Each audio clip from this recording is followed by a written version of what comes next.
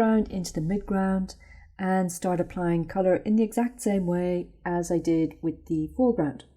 So that means I'm just going to be repeating the exact same process and using colour to paint above this grayscale. So you'll notice that I'm not painting directly on the layer, I'm creating a new layer above and painting on top of it. Now you might wonder, what's the point really of painting in a grayscale and then just painting on top of it? Isn't it sort of, doing twice the work?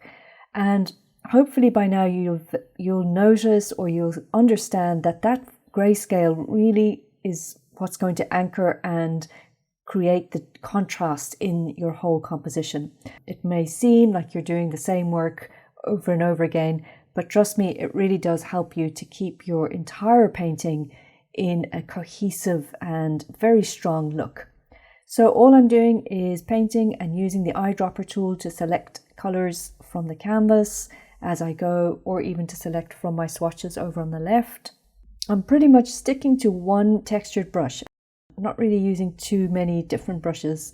I'm using this nice big texture brush just to get down swathes of colour.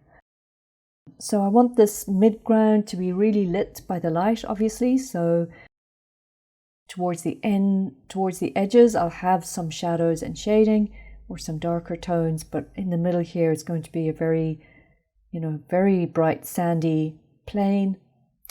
Get that desert sand quality, the colour or the look and feel of it.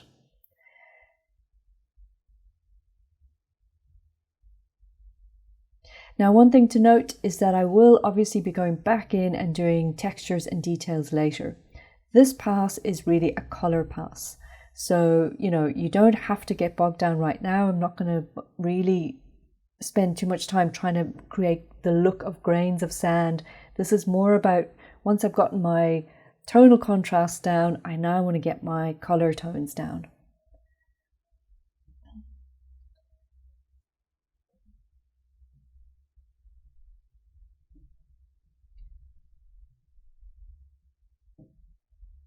In the center here, I'm just adding some brighter or lighter colors to kind of maybe give the impression that there's a pathway or something that's going from the character back to that structure or that building in the background. To be honest, I'm not entirely sure yet how I'm going to do that, but for now it's just a color compositional thing to make it look like we're leading the viewer's eye through. And now obviously this rock or this mountain on the left is part of the midground, so I'm going to paint over this. I want it to be maybe slightly muted, slightly darker, but I'm going to hint at the light, light direction, and a hint at where that light might be falling onto this this rocky outcrop. So that's going to give it some structure and some definition. As I've said before, the play of light in your painting is actually going to give your objects their structure. So I want to have dark tones as well as light tones across the surface here, just to give it that impression. And this might take a while and a bit of experimenting, so that's fine. Sometimes I like to switch to the lasso tool and just carve out areas of the rock. So that's another technique that you can do. If you're finding that, the brushes are a bit too uniform in size or a bit too big even to make details like this, you can just simply switch to the lasso tool, carve out some shapes into the rock face. And again, at this stage, don't get too bogged down in details. Keep it very, very, suggestive and almost abstract still at this stage.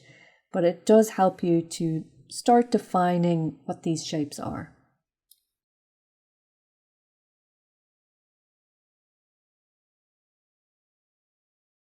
So I probably spent a little bit more time than I should have on this mountain over on the left. I was battling with it quite a bit to kind of understand the structure of it and, give some suggestion of detail.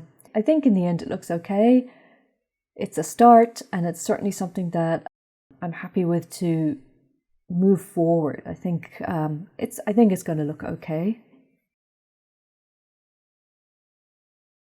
The last thing that I want to do in this pass is just give the palm trees on the left slight bit of color, not too saturated, something very muted and toned because it's going to be very far away.